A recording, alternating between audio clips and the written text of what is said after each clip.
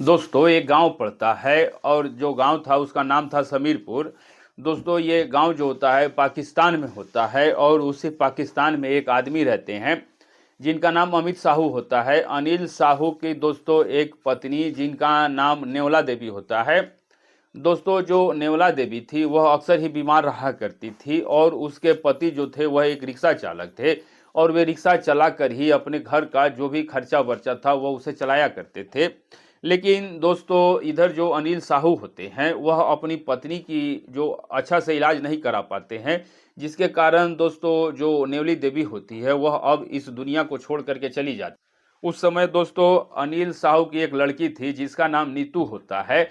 उसकी उम्र लगभग दोस्तों करीब 22 साल के करीब था और उसे एक छोटी लड़की जिसका नाम हसन था और एक उससे छोटा लड़का जिसका नाम रिकू होता है।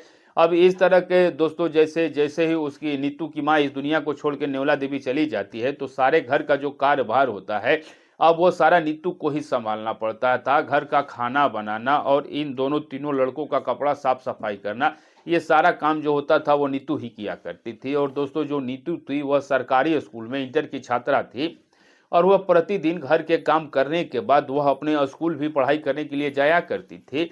अब दोस्तों इसी तरीके से इन लोगों का समय कट रहा होता है। लेकिन दोस्तों यहाँ पर जो अनिल साहू होते हैं उनसे कुछ लोग कहते हैं कि अनिल साहू तुम ऐसा काम करो कि तुम भी दिन भर जा करके रिक्शा चलाते हो, हर थक करके आते हो घर पर, तो तुम ऐसा करो कि कोई अच्छी सी औरत देख करके तुम शादी कर लो और जो यहाँ पे औरत जो तुम्हारे घर में आएगी वह तुम्हारे लड़कों और बच्चियों की देखभाल करेगी और तुम भी अपना निश्चिंत हो करके अपने कार्य को कर सकोगे।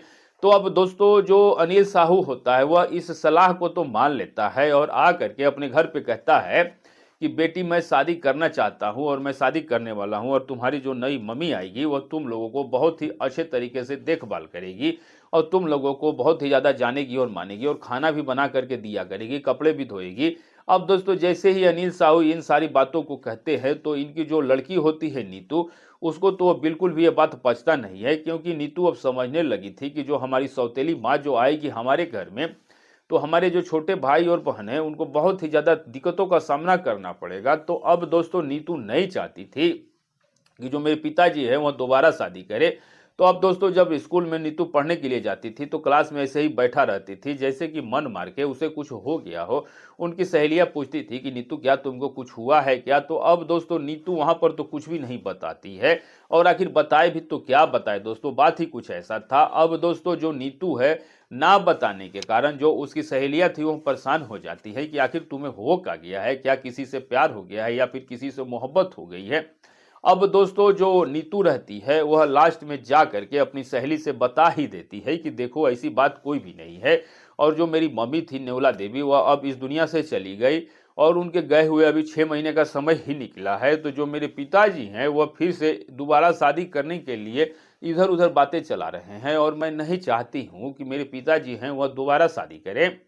अब दोस्तों जब वह सहेली इतना बातों को सुनती है तो सुनने के बाद दोस्तों वह भी बहुत ही ज़्यादा भावुक हो जाती है और कहती है कि देखो नीतू, जो तुम्हारे पिताजी हैं वह शादी इसलिए नहीं कर रहे हैं कि वह तुम्हारे जो है बहन को या तुम्हारे भाई को वह देखभाल कोई करे, बल्कि वह अपनी ख्वाहिशों को पूरा करने के लिए वह शादी कर रहे हैं। अब दोस्तों नीतू से जब उसकी सहेली इतना बात बता देती है उस दिन दोस्तों नीतू जो थी वह कॉलेज से अपने घर पे चली आती है और घर पे आने के बाद वह अपने रोजमर्रा का जो भी कार्य होता है उसे वह करने में बिजी और व्यस्त हो जाती है। अब दोस्तों नीतू को कुछ भी समझ में नहीं आता है कि आखिर जो ये शादी है इसे कैसे रोका जाए। तो अब दोस्तों फिर से जो नीतू होती है वह सुबह में अपने सारे घर के कार्यक्रम को करके जाती है स्कूल में पढ़ने के लिए। और दोस्तों जैसे ही वह स्कूल में पढ़ने के लिए जाती है तो सहेली से उसकी फिर मुलाकात होती है और वह सहेली के ही दोस्तों बगल में बैठती तो उसी के पास बैठती थी, उसी के साथ ही कॉलेज भी जाया करती थी। अब दोस्तों बात यह है कि जो उसकी सहेली थी वह दूसरे गांव से थी और ये जो थी वह दूसरे गांव की थी। तो अब दोस्तों नीतू जो थी वह अक्सर ऐसे ही रहती थी, चिंता में ही रहा करती थी। तो अब दोस्तों जो उसकी सहेली थी वह नीतू से कहती है कि देखो नीतू कि तुम ऐसा काम करो, जो मैं काम बता रही हूँ अगर तुम ऐसे काम करोगी तो जो तुम्हारे पिताजी हैं वह शायद अब शादी करने से इनकार कर देंगे। तो दोस्तों अब जब वो नीतू ऐसी बातों को सुनती है तो सुन करके जल्दी जल्दी से अपनी सहेली से पूछती है कि आखिर बताओ कि जो हमारे पिताजी हैं, जो आखिर मैं ऐसा क्या काम करूं कि वो शादी से मना कर देंगे। तब दोस्तों जो सहेली होती है वो उसको नीतू को लेकर के उसे क्लास से बाहर ले जाती है और एक साइड में जगह पे जा करके बैठ जाती है और उसे अच्छे से समझाती है कि देखो, जो तुम्हारे पिताजी हैं वो शादी सिर्फ इसीलिए करना चाहते हैं कि वह अपने भूख को, अपने प्यास को मिटा सके, इसलिए नहीं कि वह तुम्हारे भाई बहनों की आ करके सेवा करेगी।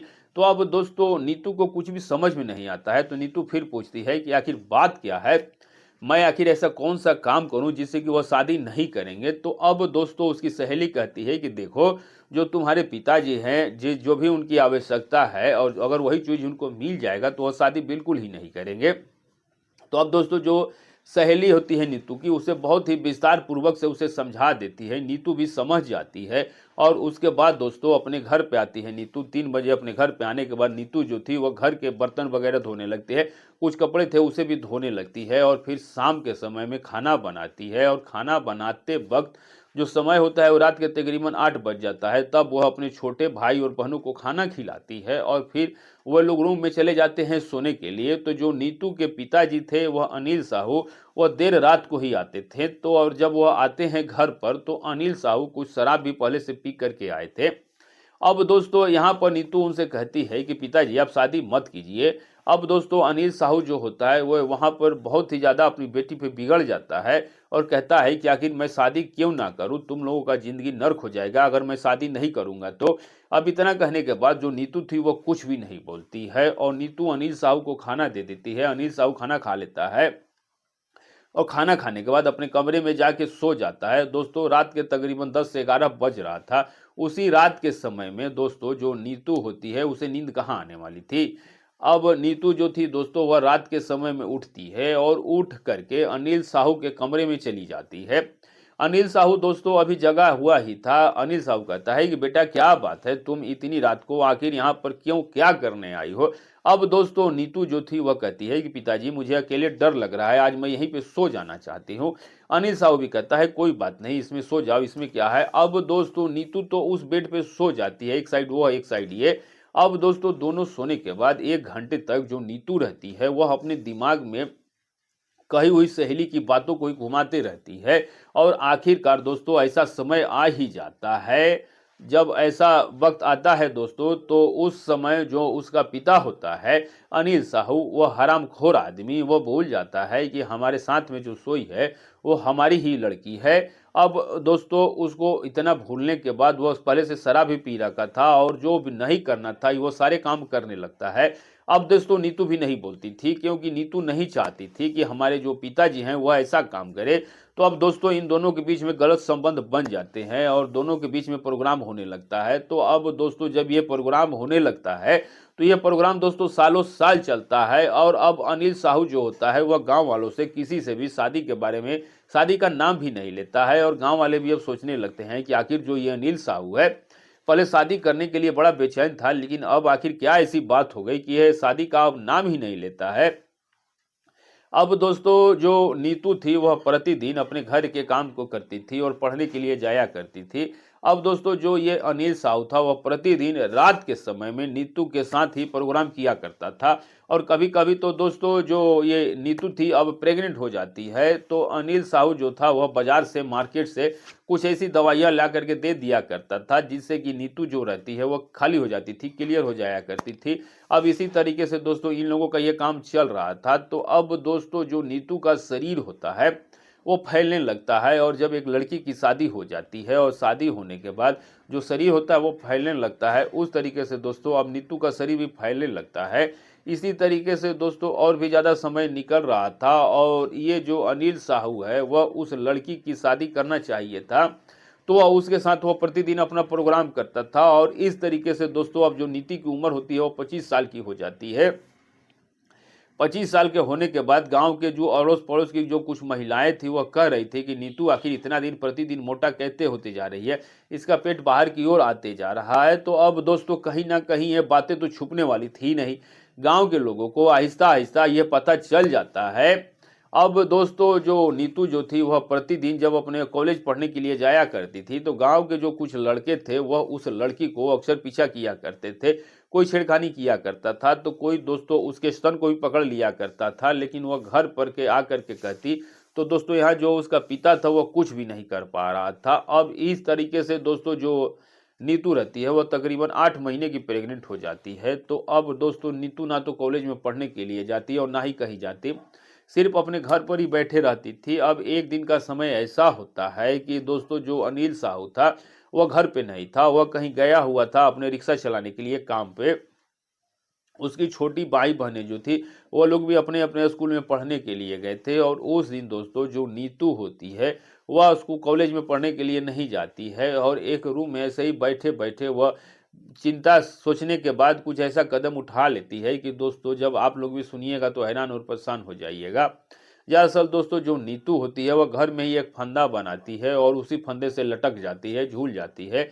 झूल जाने के बाद दोस्तों उसकी मृत्यु हो जाती है। और जब ये रिक्शा चला करके अनिल साहू घर पे आता है, रोने लगता है, बिलखने लगता है कि हमारी बेटी का हाल ऐसा कैसे हो गया, आखिर किसी के साथ तो वह घूमती फिरती भी नहीं थी, हमारी लड़की सुसाइड कैसे कर लिया। उसके बाद दोस्तों जो इसके भाई बहन थे छोटे छोटे वो भी आते हैं तो रोने लगते हैं। और कुछ देर के बाद गांव के जो लोग होते हैं वह इस खबर को नज़दीकी थाने को सूचित कर देते हैं। थाने में दोस्तों जो थानेदार साहब होते हैं विक्रम देव सिंह वह आते हैं और आने के बाद दोस्तों मृतिका के बॉडी को उतारा जाता है। उतारने के बाद दोस्तों उसका पंचनामा वगैरह किया जाता है और पंचनामा वगैरह करने के बाद उसके बॉडी को पोस्टमार्टम के लिए भेज दिया जाता है। तो अब दोस्तों जो थाना अध्यक्ष होते हैं विक्रम सिंह वह इधर अनिल साहू को लेकर के थाने पे जाते हैं और उससे पूछताछ करना शुरू कर देते हैं कि आखिर बताओ तुम्हारे पड़ोस में कोई ऐसा था या फिर किसी लड़के के साथ तुम्हारी लड़की का कोई चक्कर वगैरह था। अब इस तरह का बात तो दोस्तों था ही नहीं, अनिल साहू इधर उधर बात को घुमा रहा था। लेकिन दोस्तों जो कानून होता है और कानून के हाथ बहुत ही लंबे होते हैं, कानून के हाथ दोस्तों अब अनिल के गर्दन तक पहुंच चुका था। और जैसे ही दोस्तों पोस्टमार्टम का रिपोर्ट आता है तो लड़की प्रेग्नेंट पाई जाती है। अब दोस्तों उस ब्लड सैंपल का जब डीएनए का जांच किया जाता है, मिलाया जाता है तो ब्लड दोस्तों अनिल साहू के ब्लड से मैच कर जाता है। अब दोस्तों पुलिस जो होती है वह सबूत के साथ इस अनिल साहू को कोर्ट में पेश करती है। कोर्ट में पेश करने के बाद इस अनिल साहू को, हरामखोर को, कोर्ट के मुताबिक कुछ दिनों की जेल की सजा हो जाती है। और दोस्तों ये जो हरामखोर बाप है वो अभी जेल के ही अंदर है। तो दोस्तों आजकल के कलयुग के समय में, घोर कलयुग के समय में कुछ लोग ऐसे हैं जो कि रिश्ते नाते को बिल्कुल ही भूल जाते हैं और अपनी हौस और प्यास को बुझाने लगते हैं। तो दोस्तों ऐसे हरामखोरों के लिए क्या करना चाहिए, आप अपनी राय कमेंट करके ज़रूर बताइएगा। और आप लोग इस कहानी को जहाँ से भी सुन रहे हैं कमेंट करके अपना और अपने सिटी का नाम लिखना बिल्कुल मत भूलिएगा। और दोस्तों घटना सुनाने का, बनाने का मेरा मकसद सिर्फ आपको जागरूक और सचेत करना है। तो दोस्तों वीडियो अच्छी लगी हो तो सब्सक्राइब करना बिल्कुल मत भूलिएगा, लाइक ज़रूर कर दीजिएगा और कमेंट में ज़रूर बताइएगा कि आप ये वीडियो कहाँ से देख रहे हैं। मिलेंगे ऐसे ही किसी सच्ची घटना के साथ, तब तक के लिए नमस्कार।